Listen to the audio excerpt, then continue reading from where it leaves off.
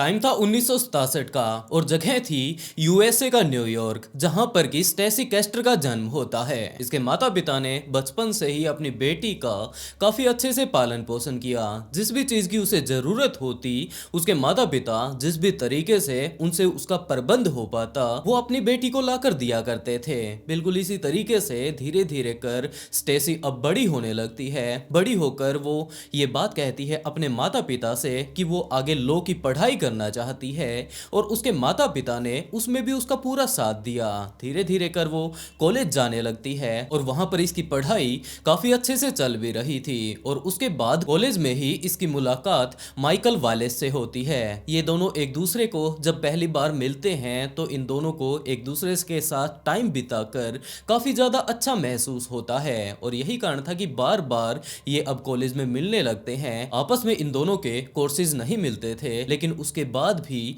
ये दोनों आपस में मुलाकात करते रहा करते थे। जब भी इनके कॉलेज की छुट्टी हो जाती या फिर इन्हें बीच में कभी भी टाइम मिलता, तो दोनों ही जब फ्री हो जाया करते थे तो एक ही साथ कॉलेज में ये लोग घूमा करते थे। टाइम बीतता रहता है और उसके बाद एक टाइम ऐसा भी आया जब 1985 में स्टेसी 18 साल की हो चुकी थी, और उसके बाद तो उसने डायरेक्टली जाकर माइकल को प्रपोज कर दिया। माइकल भी उसे बहुत ज्यादा चाहता था और यही कारण था कि वो उसके प्रपोजल को एक्सेप्ट कर भी लेता है। इन दोनों ने ही शादी करने का इस टाइम डिसाइड कर लिया था। दोनों ने ही अपने अपने घर वालों को बताया और इनके घर वालों को भी इसमें कोई दिक्कत नहीं थी। वो दोनों शादी कर लेते हैं। कुछ एक दिनों बाद माइकल एक मैकेनिक के रूप में उसे जॉब मिल जाती है और दोनों ही लोग अब काफी ज्यादा हंसी खुशी अपनी जिंदगी बिता रहे थे। धीरे धीरे कर जैसे जैसे टाइम बीतता है तो 1988 में इनके घर पर एक नया मेहमान आता है, और वो थी इनकी पहली बेटी एस्ली। बेटी की जिंदगी में आने के बाद स्टेसी दूसरी तरफ अपनी बेटी के पालन पोषण में थोड़ा ज्यादा ही बिजी रहने लगती है। माइकल के ऊपर भी अब थोड़ा खर्च बढ़ चुका था, तो वो थोड़ा ज्यादा ओवर टाइम अपनी दुकान पर करने लगता है ताकि ये ज्यादा से ज्यादा पैसा कमा पाए और इनके घर पर पैसे के कारण कोई भी दिक्कत ना आए। अभी भी ये स्वीट कपल आपस में एक दूसरे से बहुत ज्यादा प्यार किया करते थे, और जब भी इनको टाइम मिलता तो ये काफी अच्छा टाइम एक दूसरे के साथ बिताया भी करते थे। पहले की तरह ये बाहर घूमने के लिए जाया करते थे, अब तो इनके साथ इनकी बेटी भी जाया करती थी। और इसी तरीके से टाइम बीतते बीतते 1991 में इन्हें दूसरी बेटी हो जाती है, जिसका कि नाम ये लोग ब्री रख देते हैं। अब तो इनके ऊपर लगातार खर्चा बढ़ता ही जा रहा था, और माइकल भी इस बात पर पूरा अच्छे से ध्यान दे पा रहा था, जिसके कारण वो अपना और ज्यादा टाइम अपनी दुकान पर देने लगता है। पूरा ही दिन वो काम करता रहा करता था, रात के टाइम भी वो काम करता रहा करता था। काफी ज्यादा जब रात हो जाती तब वो वापस आया करता था। सुबह ही वो अपनी दुकान के लिए निकल पड़ता, और इसी तरीके से जब उसके ऊपर काम का बहुत ज्यादा प्रेशर बन जाता है तो वो अपना ओवर टाइम इतना ज्यादा देने लगता है कि वैसे तो वो एक इंसान ही था कि वो अपने आप को अच्छे से आराम भी नहीं करवा पाता था। और यही कारण था कि अब अपने आप को अब वो फ्रेश महसूस करवाने के लिए शराब पीना शुरू कर देता है, ताकि जल्दी से वो शराब पीकर रात को सो जाए। सुबह सुबह जब वो उठे तो उसे बिल्कुल भी हरारत ना हो। स्टेसी भी अपनी दोनों ही बेटियों को पालने में इतनी ज्यादा बिजी हो जाती है कि वो अपने पति के ऊपर ज्यादा ध्यान नहीं दे पाती। डायरेक्टली उसे तो बस यही बात पता चला करती थी कि शाम को जब इसका पति वापस घर पर आया तो आज तो इसने शराब पी रखी है। और एक दो बार तो उसने यही बात सोची कि हो सकता है इन्होंने किसी न किसी कारण से पी ली होगी, लेकिन अब तो हर रोज का ही जब ये सीन बनने लगा था तो स्टेसी ने माइकल से पूछा कि आखिरकार ये सब क्या चल रहा है। और दूसरी तरफ माइकल यही बात कहता है कि उसके ऊपर बहुत ज्यादा प्रेशर है, बहुत ज्यादा बर्डन है। अगर वो अच्छे से काम नहीं करता है अपनी दुकान पर तो उसके पास पैसे नहीं आएंगे, और अगर पैसे नहीं आते हैं तो वो अच्छे से अपनी फैमिली का ख्याल नहीं रख पाएगा। यही सारी की सारी नॉर्मली वो लोग आपस में बातें किया करते थे। और स्टेसी सिर्फ यही बात कहा करती थी कि अगर अच्छी जिंदगी जीनी है तो इस तरीके से शराब पीकर तो वो अच्छे से नहीं गुजरने वाली है। तो जैसे भी हो तुम अपना ये जो तुम शराब पीते हो, इसके साथ साथ उसने इस टाइम ड्रग्स भी लेना शुरू कर दिया था। ये सारी ही चीज़ें उसे छोड़नी होंगी और अब अक्सर इन्हीं सारी बातों को लेकर इन दोनों के बीच लड़ाई होने लगी थी, क्योंकि अब जब ये शराब पिया करता था, ड्रग्स लिया करता था, तो माइकल को इन सारी ही चीज़ों की अब तो लत पड़ चुकी थी। क्योंकि कभी कभार वो अगर छुट्टी भी कर लेता तो अपने घर पर ही वो शराब पीनी शुरू कर दिया करता था। इस बात को लेकर स्टेसी और माइकल के बीच काफी बार लड़ाइयाँ हुआ करती थी, लेकिन जब भी उनकी बेटी वहां पर पहुंच जाती और वो लोग आपस में लड़ाई कर रहे होते तो उनकी बेटी पूछती कि आखिरकार यहाँ पर क्या चल रहा है, आप लोग इतना जोर जोर से क्यों बोल रहे हैं, चिल्ला क्यों रहे हैं, आपस में लड़ाई क्यों कर रहे हैं। तो उन दोनों ने ही ये बात कही कि बेटा हम लोग आपस में लड़ाई नहीं कर रहे हैं, हम तो सिर्फ और सिर्फ एक छोटा सा प्रैंक कर रहे थे ताकि इस बारे में हम लोग अंदाजा लगा पाए कि अगर हम लोग लड़ाई कर रहे होते तो तुम्हारा कैसा रिएक्शन रहेगा। और इन्हीं सारी चीज़ों से ये बात बिल्कुल अच्छे से पता चलती है कि वो दोनों ही अपने बच्चों का कितना ज़्यादा ख्याल रखा करते थे। वो नहीं चाहते थे कि उनकी ज़िंदगी में जो कुछ आज के टाइम में हरकतें हो रही है, जो कुछ भी चल रहा है, इसका थोड़ा सा भी प्रभाव उनके बच्चों पर पड़े, जिसके चलते वो लोग इसी तरीके से टाल मटोल करके बातों को बदल दिया करते थे। लेकिन दूसरी तरफ स्टेसी माइकल से ये बात जरूर कहा करती थी कि तुम टाइम रहते सुधर जाओ, नहीं तो बात आगे चलकर और ज्यादा बढ़ जाएगी। लेकिन दूसरी तरफ माइकल को इस टाइम अगर देखा जाए तो वो पूरे तरीके से शराब का आदी हो चुका था और 1999 तक तो स्टेसी बड़े ही आराम से अपने पति को समझाती है, लेकिन उस टाइम उसने ये बात कह दी कि तुम्हारा जो ये शराब पीने की आदत है और लगातार तुम्हारे शराब पीने के कारण जो ये घर में लड़ाइयाँ हो रही हैं, इसके कारण घर का माहौल बिगड़ रहा है और वो ऐसे माहौल में नहीं रह सकती, तो उसे डिवोर्स चाहिए। इन सारी ही चीज़ों को माइकल भी काफ़ी अच्छे से समझ सकता था। पहले तो उसने भी अपने आप को सुधारने की कोशिश की, लेकिन वो सुधार नहीं पाया और आखिर में वो भी यही बात कहता है कि चलो ठीक है, तुम अगर अलग होना चाहती हो तो मैं तुम्हें डिवोर्स देने के लिए तैयार हूँ। लेकिन इस चीज़ को ये दोनों ही लोग नहीं चाहते थे, क्योंकि इन्हें पता था कि अगर ये लोग अलग हो जाते हैं तो ये इनके बच्चे जो हैं या तो माँ के पास रहेंगे या फिर पिता के पास रहेंगे, और बच्चों की अगर अच्छे से परवरिश करनी है तो इन दोनों को एक साथ ही रहना होगा। लेकिन माइकल की अब ऐसी हालत नहीं थी कि वो ड्रग्स को, शराब को अब अपनी जिंदगी से निकाल पाए, जिसके चलते स्टेसी ने यह बात कही कि वो अपने बच्चों की जिंदगी बर्बाद नहीं होने देगी और वो इसे छोड़ने ही वाली है। उन लोगों ने ये डिसाइड कर लिया था कि अब जो क्रिसमस आने वाला है 1999 का, इस टाइम तक ये लोग आपस में रहेंगे, काफी अच्छे से रहेंगे और उसके बाद ये दोनों हमेशा हमेशा के लिए अलग हो जाएंगे। इस बात में ना तो माइकल को दिक्कत थी, क्योंकि वो समझ सकता था कि स्टेसी इस तरीके का डिसीजन क्यों ले रही है, और दूसरी तरफ स्टेसी को तो यही बात थी कि उसे अपने बच्चों का अच्छे से पालन पोषण करना है। लेकिन अभी क्रिसमस आने को काफी दिन बचे हुए थे और इसी बीच माइकल की दोबारा से तबीयत खराब हो जाती है। बीच बीच में इसकी इस टाइम तबीयत खराब हो रही थी कि इसी टाइम वो डॉक्टर के पास जाता है, अपना चेकअप वगैरह करवाता है और इसी टाइम माइकल को पता चलता है कि उसे तो कैंसर हो चुका है। उसने वापस आकर स्टेसी को इस बारे में बताया और स्टेसी भी अंदर तक दहल जाती है कि ऐसा कैसे हो सकता है। स्टेसी माइकल के ऊपर ही चिल्लाने लगती है कि वो दिन रात शराब पीता है, ड्रग्स का यूज करता है, पता नहीं क्या क्या कुछ वो खाता पीता रहता है और शायद जरूर यही कारण रहा होगा कि इस टाइम उसे कैंसर हो चुका है। तो ये लोग दोबारा से लड़ाई करने लगते हैं, लेकिन माइकल इस बात पर ज्यादा ध्यान नहीं देता। बस वो साइड में वहीं पर मौजूद एक डॉक्टर के पास जाता है, वहां से अपनी दवाइयां वगैरह लेकर वापस घर पर आ जाता है और स्टेसी और इसके जो जान पहचान के लोग थे, इनके जो पड़ोसी थे, वो इसके ऊपर लगातार दबाव बना रहे थे कि भाई तू एक अच्छे से डॉक्टर को दिखा ले, नहीं तो हो सकता है ये बीमारी तुझे और ज्यादा तंग करने लग जाए। और अब टाइम करीबन क्रिसमस के आसपास का पहुंच ही चुका था कि इसी टाइम एक दिन ऐसा भी आया जब माइकल की हालत बहुत ज्यादा बिगड़ जाती है। उसकी पत्नी ने उसे अपने घर पर ही संभाला, उसके बाद जैसे तैसे कर वो उसे घर पर ही लेटा देती है। लेकिन उसके बाद ये बात उसे पता चलती है कि रात को तो उसने सुलाया ही था कि सुबह वो उसके शरीर में किसी भी तरीके की कोई भी हलचल नहीं हो रही है। वो उसे तुरंत हॉस्पिटल लेकर जाती है और वहां पर जाने के बाद उसे पता चलता है कि इसे हार्ट अटैक आया था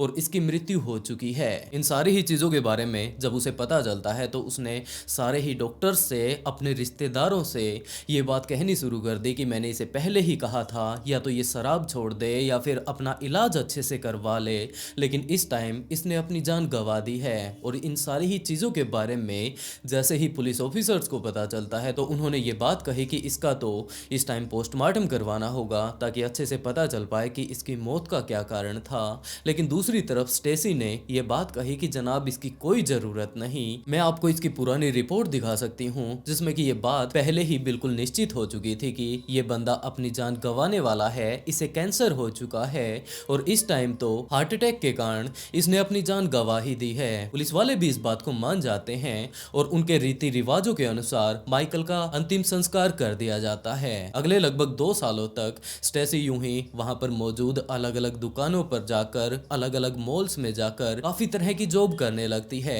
ताकि वो अपनी बच्चियों का अच्छे से पालन पोषण कर पाए। और इसी तरीके से टाइम बीतते बीतते 2003 में इसकी मुलाकात डेविड जेस्टर नाम के एक व्यक्ति से होती है जो कि इस टाइम सिंगल था। इसकी भी पत्नी की काफी दिनों पहले ही मौत हो चुकी थी, सिर्फ इसका एक ही बेटा था जिसको कि इसने अच्छे से जॉब वगैरह दिलवा कर जो कुछ भी उसके लिए कर सकता था, एक घर उसने उसके लिए दिलवा दिया था। और उसके बाद उसके बेटे की भी शादी हो चुकी थी और उसका बेटा इससे अलग रहा करता था। उसकी जिंदगी में बस इतना ही बचा हुआ था कि वो पूरे तरीके से खुलकर मौज करना चाहता था। और उसी टाइम वो स्टेसी से मिलता है। स्टेसी ने सारी की सारी चीजें बताई कि आज के टाइम में वो एक सिंगल मदर है, 2 बेटियों को वो अकेली ही पाल रही है और इसी तरीके से ये दोनों एक दूसरे के नजदीक आ जाते हैं। लेकिन दूसरी तरफ डेविड के दिमाग में ये बात चल रही थी कि मैं इसके साथ तो महिला के साथ रहने के लिए तैयार हूँ, लेकिन इसके साथ जो ये 2 लड़कियां आ रही हैं, आखिरकार इन्हें मैं क्यों पालूं?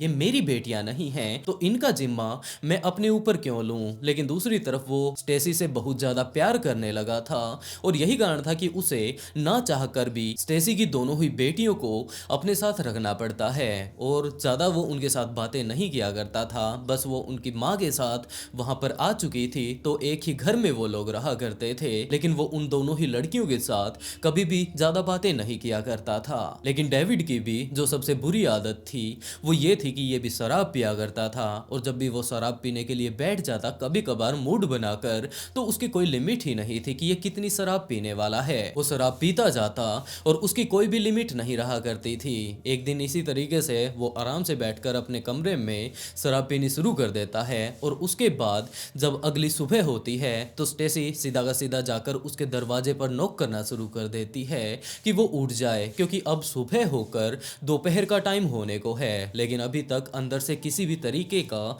कोई भी रिप्लाई नहीं आ रहा है, ना इसकी बॉडी में कोई हलचल हो रही है। और जब उसने दरवाजा खटखटाया उसके बाद भी उसने कोई हलचल नहीं की तो वो बहुत ज्यादा घबरा जाती है और उसके बाद उसने इमरजेंसी पर कॉल कर दिया। पुलिस वाले उसके घर पर आ जाते हैं। स्टेसी ने सारी की सारी बातें पुलिस वालों को बता दी कि कुछ इस तरीके से उसका पति रात को शराब पीने के लिए बैठा था, काफी सारी बोतलें उसने एक ही रात में खाली कर दी, इसकी ये पुरानी आदत है, लेकिन आज ये दरवाजा ही नहीं खोल रहा है। पुलिस वालों ने भी वहां पर जाकर अगली काफी देर तक दरवाजा खटखटाया लेकिन उसने दरवाजा नहीं खोला। पुलिस वाले इस कमरे के चारों ही तरफ घूम चुके थे लेकिन अंदर जाने का और कोई भी रास्ता नहीं था, जिसके चलते आखिर में पुलिस ऑफिसर्स को उस दरवाजे को तोड़ना पड़ता है। जैसे ही पुलिस वालों ने उस दरवाजे को तोड़ा, उसको जाकर चेक किया तो ये बात पता चलती है कि ये तो अपनी जान गंवा चुका है। ये मामला अब पुलिस केस बन चुका था, जिसके चलते पुलिस वालों ने इसकी बॉडी को अपनी हिरासत में ले लिया और उसके बाद वो उसे पोस्टमार्टम के लिए भेज देते हैं। दूसरी तरफ स्टेसी इस बात के लिए मना करती है कि जनाब ये बंदा काफी बड़ा पियक्कड़ था, इसे शराब पीने की बहुत ज्यादा लत थी और यही कारण है कि शराब के कारण ही इस व्यक्ति ने अपनी जान गंवाई होगी। लेकिन पुलिस वालों ने साफ इनकार कर दिया कि हम ऐसा नहीं मानते, हो सकता है यहाँ पर कुछ ना कुछ और हुआ हो और हमें अपनी इन्वेस्टिगेशन तो पूरी करनी ही होगी। तो जो कुछ भी उसके कमरे से पुलिस ऑफिसर्स बरामद कर सकते थे, जो भी सस्पिशियस चीज उन्हें वहां पर नजर आती है, उन सारी ही चीजों की वो लोग फोटो खींच लेते हैं और दूसरी तरफ वेट करने लगते हैं डेविड की पोस्टमार्टम रिपोर्ट का। और जब उसकी पोस्टमार्टम रिपोर्ट आती है तो ये बात पता चलती है कि इसे तो एंटीफिजन की काफी ज्यादा मात्रा दी गई है और यही कारण है कि इस बंदे ने अपनी जान गंवा दी है। पुलिस ऑफिसर्स स्टेसी से ही पूछने लगते हैं कि आखिरकार ये वाला केमिकल इसकी बॉडी में कहां से आया, तो स्टेसी स्टेसी ने साफ इनकार कर दिया कि जनाब मुझे क्या पता, हो सकता है ये भी इसके पुराने वाले पति की तरह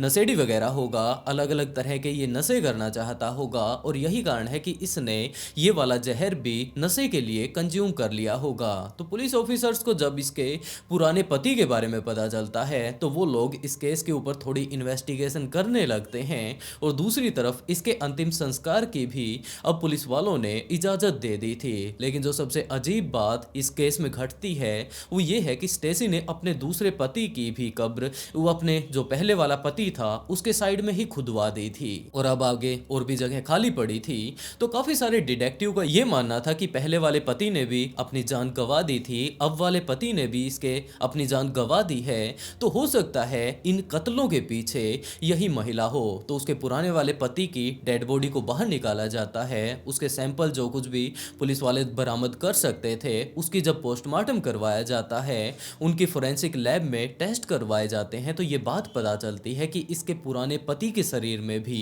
एंटीफिजन नाम का ये केमिकल पाया गया था। उस टाइम इसका पोस्टमार्टम नहीं करवाया गया, नहीं तो हो सकता है उसी टाइम इस बारे में पता चल जाता। और अब तो पुलिस वालों को पूरा का पूरा शक स्टेसी के ऊपर ही था कि इसके पुराने पति ने भी अपनी जान गंवा दी, अब वाले पति ने भी अपनी जान गंवा दी, तो जरूर इस कांड के पीछे यही होगी। और इन्हीं सारी चीजों के ऊपर जब पुलिस ऑफिसर्स अपनी इन्वेस्टिगेशन कर रहे थे कि इसी टाइम स्टेसी ने दोबारा से इमरजेंसी को कॉल किया और ये बात कही कि उसकी छोटी बेटी ने ब्री ने पता नहीं क्या कुछ खा पी लिया है, उसे बिल्कुल भी समझ नहीं आ रहा है कि वो करे तो क्या करे, इसकी हालत लगातार बिगड़ती जा रही है और तुरंत आप लोग यहाँ पर आ जाइए। पुलिस वाले वहां पर एम्बुलेंस लेकर पहुंच जाते हैं और ब्री को तुरंत हॉस्पिटल पहुंचा दिया जाता है। और अब पुलिस वालों को स्टेसी के ऊपर बहुत ज्यादा शक था, तो उसी के घर पर वो लोग छानबीन करनी शुरू कर देते हैं और इसी छानबीन में वहां पर उन्हें एक सुसाइड नोट मिलता है, जिसे कि पढ़ लेने के बाद